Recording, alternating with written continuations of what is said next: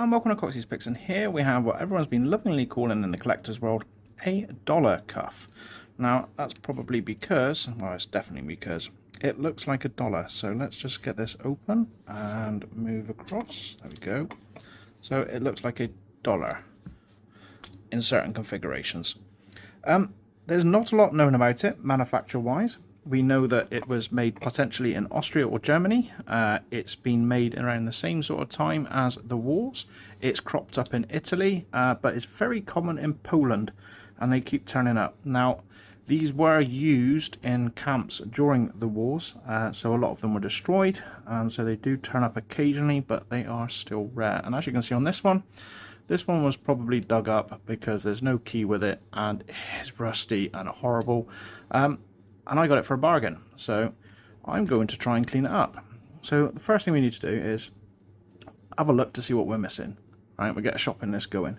So we need a key, right? I'm sure I can find one of them. We need to find a replacement part for here.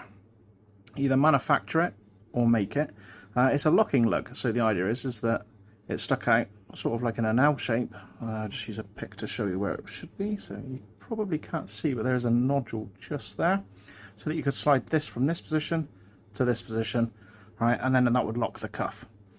Right, so we need to find one of them, or make one, which means that we're going to have to take the lock apart, which might help when we're trying to fix it. And we need to clean up this pin, right, because it is good, but I'm just scared that it's a bit rusty, so it might snap, but we might end up swapping that one. The actual cuff itself is in the unlocked state, which is great for us because I can then do my evapor rust dipping. It's a cool cuff because it only locks on the one side. As you can see, with the second side is completely clear, so I should be able to get this lovely and clean. This side might be a bit of a challenge, right, because as you can see, we've got some heavy pitting on the close points here.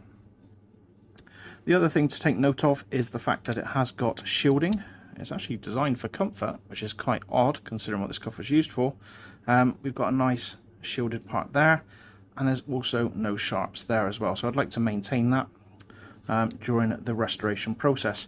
It slides freely.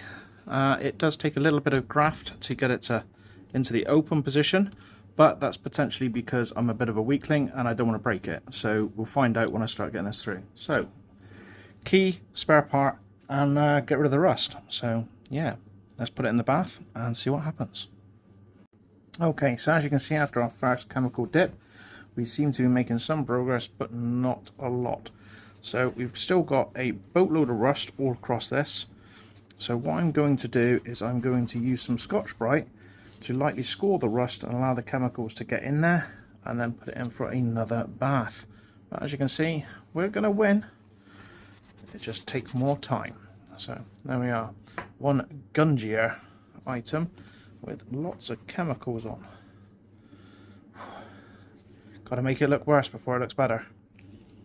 Okay, so after another overnight soak, we can see that the rust is slowly coming away, right?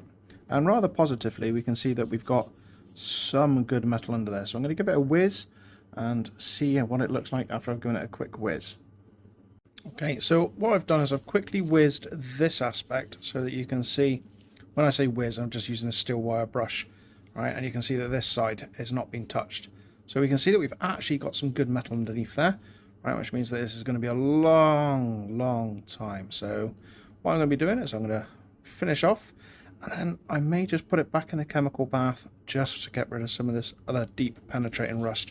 Because as you can see, we've still got a long way to go on the surface here. But yeah, it's starting to take shape. Now, so we whizzed one side, and as you can see, there is some really good metal underneath there. So I'm going to persevere and get this all going, and it will have another bath. But just thought I'd stop here to show you how dramatic it can be with a little bit of work. That's the other side that needs whizzing. So as you can see, we've got some metal under there. That's good, and I need to find it on this side. But there we are. So we are making progress. Also, plus side, this hinge is now actually operating really smoothly, so that is a win, right? And we are definitely making progress. Okay, not bad for the first round of blitzing. We're starting to see some life back in the cuffs. So what I'll do is I think I'll end this video here, call this part 1, and then we'll play hunt for the keys, hunt for the new part, and continue polishing this up. This is going to be a long project, so don't expect me to be able to wave a magic wand over this and have it perfect. But it's definitely much better looking. So happy with the progress.